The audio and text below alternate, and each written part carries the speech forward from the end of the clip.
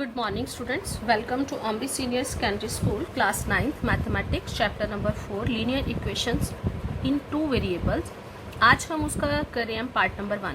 बच्चे आज हम नया चैप्टर शुरू करने जा रहे हैं, चैप्टर नंबर 4 है जिसका नाम क्या है लीनियर इक्वेशंस इन टू वेरिएबल। आज पार्ट 1 से स्टार्ट करें, इजी सा चैप्टर है। सबसे पहले लीनियर इक्वेशंस बोलते किसे हैं, उसकी डेफिनेशन क्या है। Any equation which can be put in the form of ax plus by plus c equal to 0 where a, b and c are real numbers and a and b are not both 0 is called linear equation in two variables। सबसे पहले हमने 8th में linear equation पढ़ा है। Linear equation किसको बोलते हैं, जैसे अगर मैं इसकी एग्जांपल दूं तो जैसे 5x plus 3 equal to 0, ये एक लीनियर इक्वेशन है।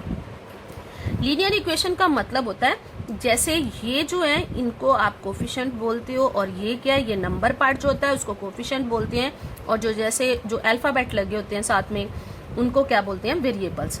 जब वेरिएबल्स की पावर जो है 1 होती है उसे बोलते हैं लीनियर। लीनियर का मतलब होता है 1। जैसे अगर यहाँ वेरिएबल x आ रहा है तो x की पावर यहाँ कुछ नहीं है मतलब 1 है, तो उसे बोलते हैं हम लीनियर इक्वेशन। आपने लीनियर पॉलिनोमियल पढ़ा था। इक्वेशन का मतलब होता है वो 0 के इक्वल होती है। तो लीनियर इक्वेशन टू वेरिएबल्स का मतलब क्या हो गया, इसके लिए हमने इसकी स्टैंडर्ड फॉर्म लिखी हुई है ax by plus c equal to 0। ax यहाँ a और b नंबर पार्ट है कि यहाँ a और b कोई नंबर है, नंबर कोई भी हो सकता है। यहाँ लिखा हुआ है a and b are not both 0 कि a और b की जो वैल्यू है वो 0 के इक्वल नहीं होती। 0 के इक्वल नहीं होती मतलब अगर ये 0 होगी तो x के साथ मल्टीप्लाई होंगे तो ये क्या हो जाएंगे, 0 ही हो जाएंगे। तो इसलिए a और b क्या होते हैं, रियल नंबर। ये इनकी वैल्यू जो है 0 के इक्वल नहीं होती। यहाँ अब वेरिएबल 2 लगे हुए हैं, x और y जो है वो वेरिएबल्स लगे हुए हैं। यहाँ x की पावर भी 1 है और y की पावर भी 1 है। यहाँ 2 वेरिएबल्स लगे हैं, इसलिए इसे बोलते हैं linear equation in two variables. Variable 2 हैं, दोनों की पावर 1 है और ये साथ में c मतलब ये कांस्टेंट टर्म होती है। a b c का मतलब यहाँ कोई भी नंबर हो सकता है। वेरिएबल भी कोई भी ले सकते हो, एक्स वाई की जगह कोई और भी अल्फाबेट लिया जा सकता है। ये तो होगी हमारी लीनियर इक्वेशन। अब ये जो चैप्टर है यहाँ आप 9th स्टैंडर्ड में पढ़ रहे हो, linear equation in two variable. यहाँ हम एक इक्वेशन लेके सम को सॉल्व करेंगे, पर जब आप 10th में जाओगे तो वहाँ हमारे चैप्टर का नाम क्या आ जाएगा, linear pair of linear equations in two variables. वहाँ हमारे पास 2 लीनियर इक्वेशंस दी होंगी जिनको हमने सॉल्व करके उनकी वैल्यूज निकालनी होती। यहाँ ये चैप्टर इजी है, ये मैं 10th के लिए इसलिए बोल रही हूँ कि अभी से आप इसको समझोगे तो 10th में जाके उतने ही टॉपिक जो हैं वो इजी होते जाते हैं। अब हम अपनी एक्सरसाइज 4.1 को शुरू करें। जैसे इसका सम नंबर 1 है, the cost of a notebook is twice the cost of a pen, write a linear equation in two variable to represent this statement. ये हमें एक स्टेटमेंट दी हुई है, वो कहते हैं कि इस स्टेटमेंट को लीनियर इक्वेशन की फॉर्म में लिखो। दिया क्या हुआ है मुझे, the cost of a notebook is twice the cost of a pen. यहाँ नोटबुक और पेन की बात करी गई है, तो हम दोनों की कॉस्ट को लेट कर देते हैं। Let the cost of a notebook, पहले नोटबुक लिखा था तो मैंने उसकी नोटबुक की कॉस्ट कितनी मान ली, x rupees, and the cost of the pen equal to कितना हो गया मेरे पास, y रुपीज। अब दूसरी बार उन्होंने बोला है द कॉस्ट ऑफ ए, पहले तो दोनों की कॉस्ट को मेरे को अलग अलग मानना है, पर बाद में इसमें उसने रिलेशन बताया हुआ है, the cost of a notebook is twice the cost of a pen, कि जो नोटबुक की कॉस्ट है, मैंने यहाँ लिख लिया since the cost of a notebook is twice the cost of a pen, तो नोटबुक की कॉस्ट कितनी थी, x, twice the cost of pen, तो पेन की कॉस्ट कितनी है, y, उसका ट्वाइस मतलब 2 से मल्टीप्लाई, तो x इक्वल टू 2y जो है, इसकी मैंने लीनियर इक्वेशन बनानी। लीनियर इक्वेशन बनानी बच्चे इजी होती है। अब x इक्वल टू 2y है, 2y को मैं इक्वल के साइन के दूसरी तरफ ले जाऊंगी तो इसका साइन चेंज हो जाएगा।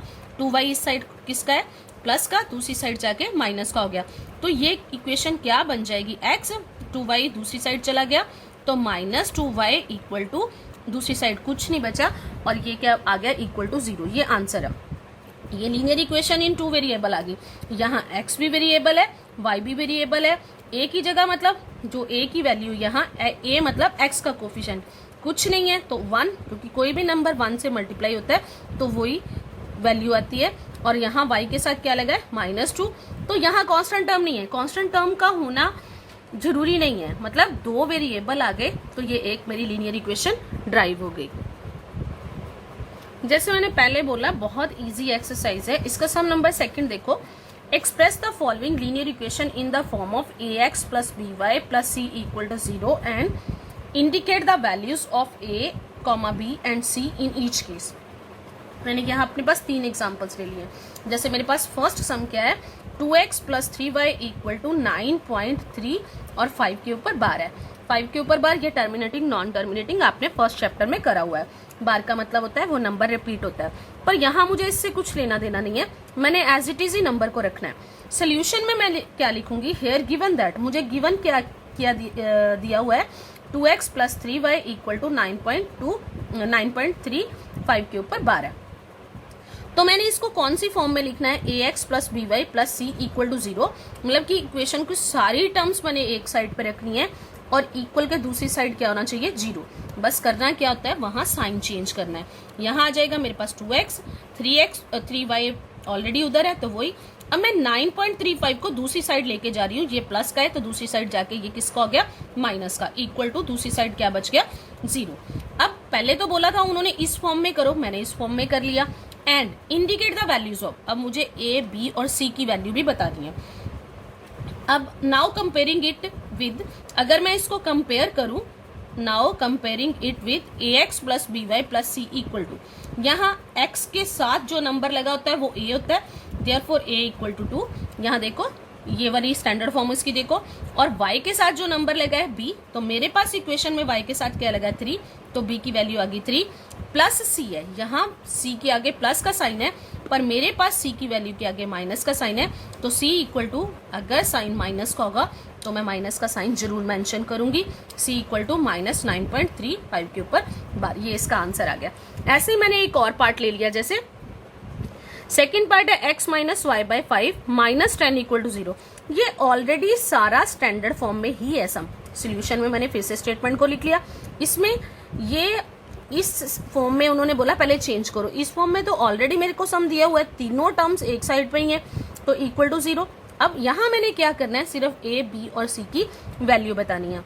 Therefore now comparing it with ax plus by plus c equal to 0, तो यहाँ a की जगह, मतलब x के साथ जो नंबर लगा है, जहाँ कोई नंबर नहीं लगा होता वहां हम क्या मानते हैं 1, क्योंकि किसी भी नंबर को 1 के साथ मल्टीप्लाई करो तो वही नंबर आता है। अगर यहाँ आगे माइनस का साइन होता तो मैंने -1 लेना था, अब कोई साइन नहीं है तो a इक्वल टू 1 b। अब b की जगह पे अब y के साथ कुछ नहीं है, आगे माइनस का साइन है, इसका मतलब -1 इंटू y है जो क्या होगा -1, और नीचे क्या आ रहा है 5, तो यहाँ हम क्या लगा देंगे 5 माइनस, तो b की वैल्यू क्या आ गई मेरे पास -1/5 और c की वैल्यू क्या आ गई मेरे पास -10। c की वैल्यू वो होती जिसके साथ कुछ भी नहीं लगा होता।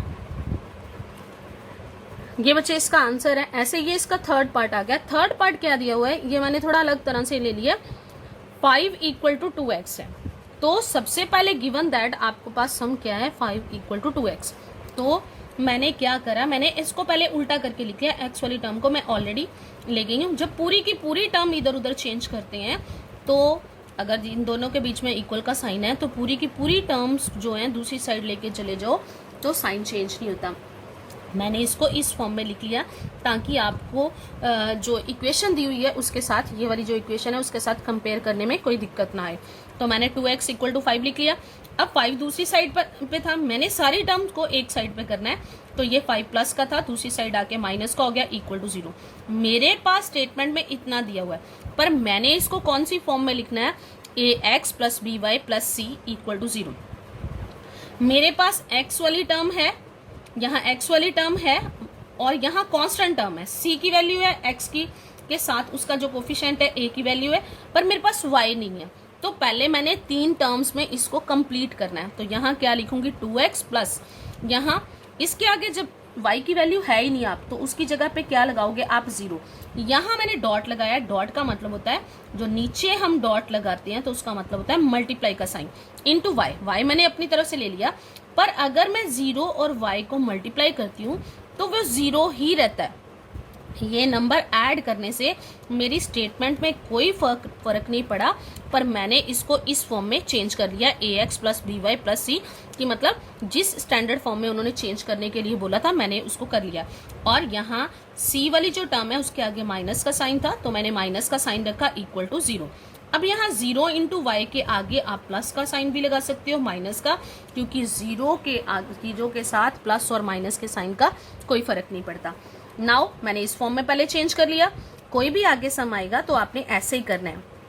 Now comparing it with a x plus b y plus c equal to 0।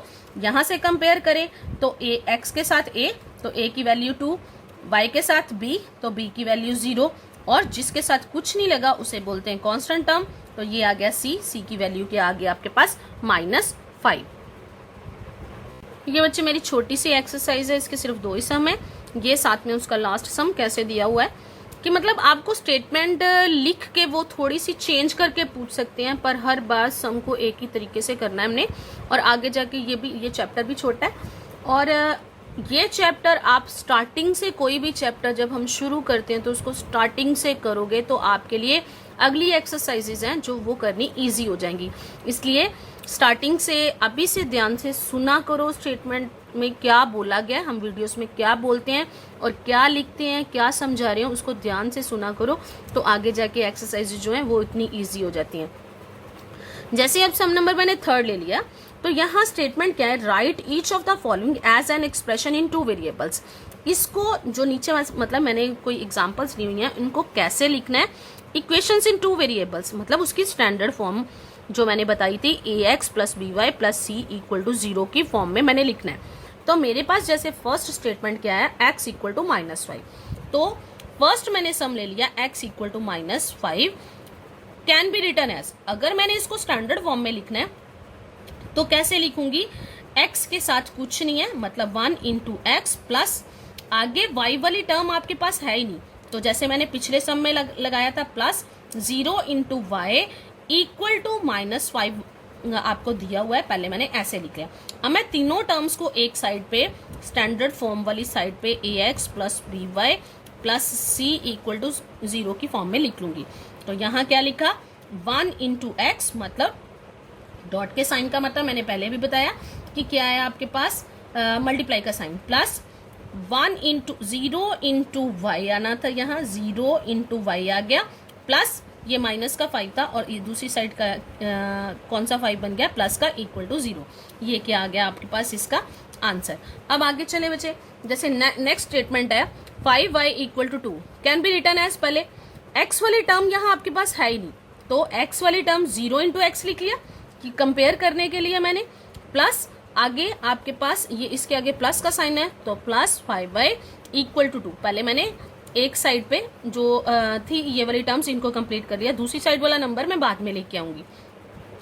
तो अब मैं इसको कैसे लिख सकती हूँ, और यहाँ क्या आ गया मेरे पास, 0 into x plus 5 into y -2, ये प्लस का 2 था, दूसरी साइड जाके माइनस का हो गया इक्वल टू 0। अब ये इसका आंसर आ गया। सम ये पिछले सम जैसा ही है, बस उन्होंने ऊपर उसको पूछने का जो मेथड है वो थोड़ा सा चेंज कर दिया। अब अच्छा नेक्स्ट जो है वो क्या आ गया आपके पास, होमवर्क आ गया। मैंने पहले ही बोला है कि ये अभी फर्स्ट एक्सरसाइज जो है वो छोटी छोटी इसकी एक्सरसाइजेज हैं, तो आज हम 4.1 ही कंप्लीट करेंगे। सिर्फ होमवर्क दे दिया मैंने, यहाँ सम नंबर 2 से दे दिया, सम नंबर फर्स्ट जो है वो मैंने सॉल्व करा। इसमें ये आपकी एक्सरसाइजेज वाले सम है, बीच में कुछ सम मैंने अपनी तरफ से भी डाल दिए। जैसे इसका मैंने आंसर नहीं दिया क्योंकि यहाँ आंसर इसका बहुत ईजी है, ए बी और सी की वैल्यू लिखनी है आपने। तो सम नंबर 2 क्या है, express the following linear equation in the form ax plus by plus c equal to 0 and indicate the values of a b c in each case। जो मैंने अभी सम नंबर 2 करवाया ये उसके जैसा सम है बिल्कुल। इसको पहले सारी वैल्यूज को एक साइड पे लिखना है, फिर a b और c की वैल्यू लिखनी है। थर्ड सम, ये जो अभी मैंने ऊपर एग्जांपल दी है उसके जैसा है, write each of the following as an equation in 2 variable, इसको उस फॉर्म में करना है।